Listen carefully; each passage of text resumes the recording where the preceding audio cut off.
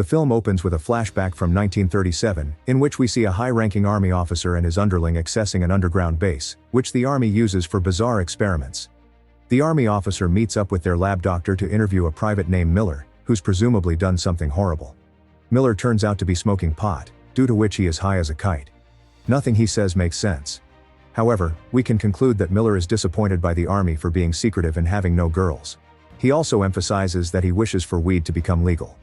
The army officer refuses to engage in a conversation with Miller, so he gets men in hazard suits to dispose of him. The story shifts 70 years after Miller's disposal. We see a dude named Dale Denton, whose job is to serve court notices to people summoned to court.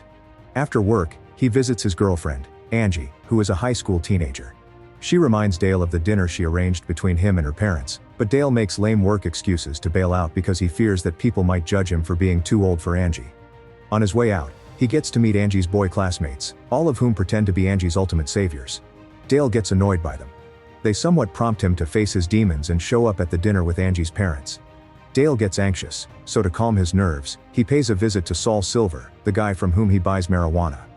This time, Saul introduces Dale to a new strain in the market called the Pineapple Express, which is a very rare kind of blend. Dale grabs some joints and tries to dash out, but Saul insists that he stay and try the Pineapple Express with him. Dale agrees and smokes 2 joints with Saul, during which he talks about his work for the first time. He also tells him that he is going to serve someone named Ted Jones. Saul recognizes the name and shares with Dale that he's the main drug supplier, from whom Saul's guy, Red, buys his stuff. He arrives outside Ted's house at night. Dale stays in his car to finish his Pineapple Express joint before heading in. While he's at it, he hears a gunshot and gets startled.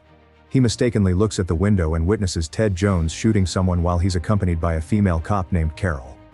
They also get a glimpse of Dale watching them, so they run outside to catch him. Dale tosses his joint out of the car and speeds away. Ted fails to capture Dale, but he does get his hands on the thrown joint. He sniffs it and immediately realizes it's his own supply. Meanwhile, Dale heads back to Saul's apartment, where he shivers in panic for witnessing a murder. When Saul learns that Dale tossed his joint outside Ted's house before fleeing, he starts panicking too. He reveals to Dale that Ted has only sold his Pineapple Express to him and Red so far, which means he can easily trace back to them. Both decide to leave town for their safety and drive away immediately.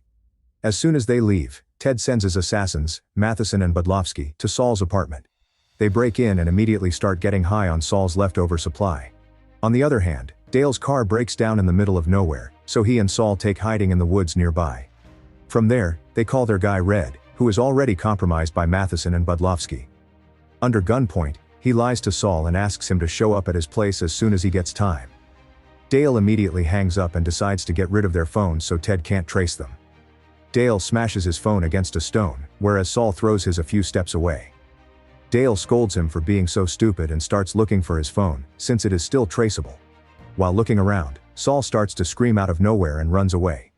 Dale gets spooked too, so he runs in a different direction and loses Saul.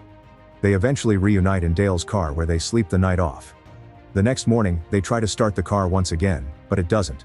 The two end up navigating their way back to the highway, which brings them closer. They eventually hitch a ride from a stranger with a boat attached to his car and return to the city. They visit Red first thing, who keeps up the act and pretends as if he didn't snitch on them already. Red engages with them in random conversations to distract them so he can call the assassins, but Dale is quick to doubt him. When he confronts Red to his face, Red whacks him in the face and starts attacking Saul next in order to render him unconscious. Dale comes to Saul's rescue from behind and puts Red in a chokehold. They both fall on the glass table and shatter it. Red immediately locks himself up in the bathroom, but Saul and Dale team up against him and break open the door with their raw strength. Red gets buried under the door, but he manages to get away from there. Saul finally levels up and kicks Red.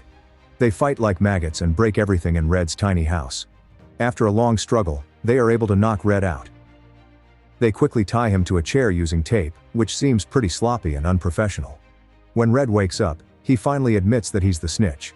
He lets them know that Ted intends to kill Dale for witnessing his crime and that he will do anything to cover it up. Ted also thinks Saul is in on it, so he plans to kill him too. Soon, the assassins arrive there. Saul and Dale run away in time and hide in the dumpster until the assassins leave. On the other hand, the assassins deal with Red and call Ted. Ted orders them to shoot Red dead.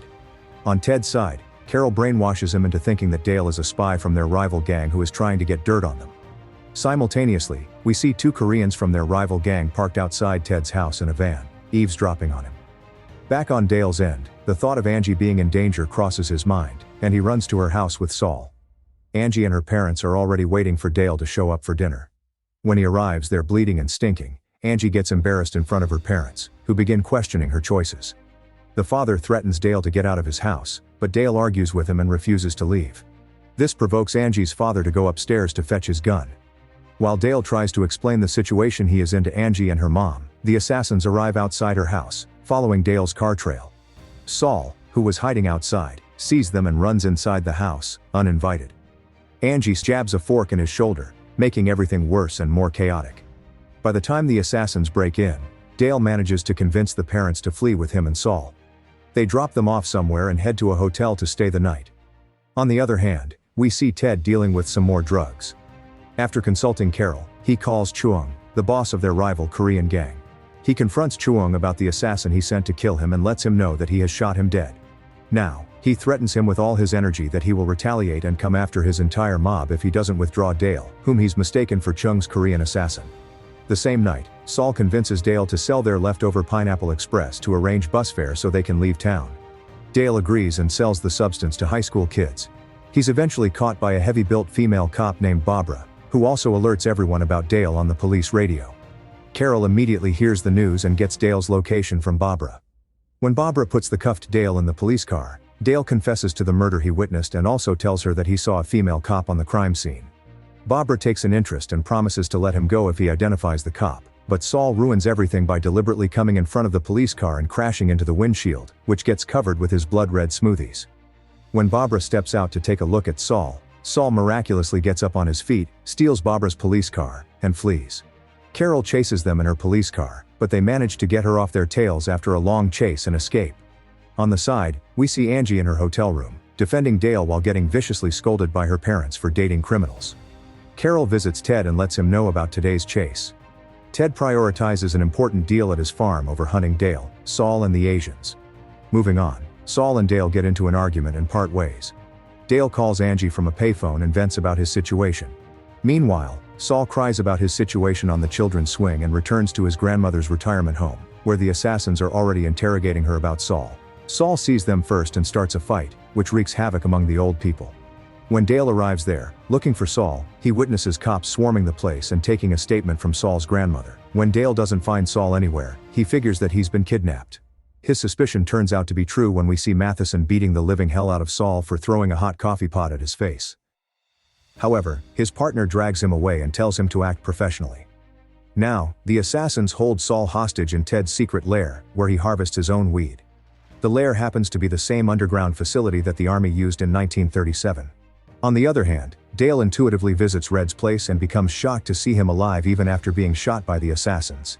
Dale teams up with Red to get Saul back. They arm themselves and head to Ted's lair, as Red knows Ted does all kinds of business there. Red chickens out at the last minute and drives away after dropping Dale off outside Ted's base.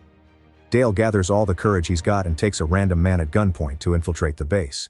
However, the assassins outnumber him with their guns and capture him too. Soon he gets locked up with Saul in the same room. Now, both find nasty ways to free Dale of his restraints. Outside, the Korean mob arrives in Black Ops mode. Matheson coincidentally comes to check up on Dale and Saul. Dale startles him with his surprise attack, so he mistakenly pulls the trigger and shoots Dale. Saul gets mad and attacks Matheson. After struggling, Saul gets his hands on Matheson's gun, which he uses to shoot Matheson to avenge Dale. Suddenly, the Koreans break in and open fire in all directions. While both gangs engage in crossfire, Dale miraculously wakes up. Now, both brothers arm themselves and attempt to escape. They shoot everyone in their way. We see Ted kissing Carol amidst the crossfire, in which he also takes part. Dale fights Ted, while Saul takes on Carol. They both succeed, but Matheson gets the advantage over Saul in the end. We see Red appear as Saul's knight in shining armor as he drives through the base walls and kills Matheson to save Saul. Unfortunately, Carol arrives there and shoots Red.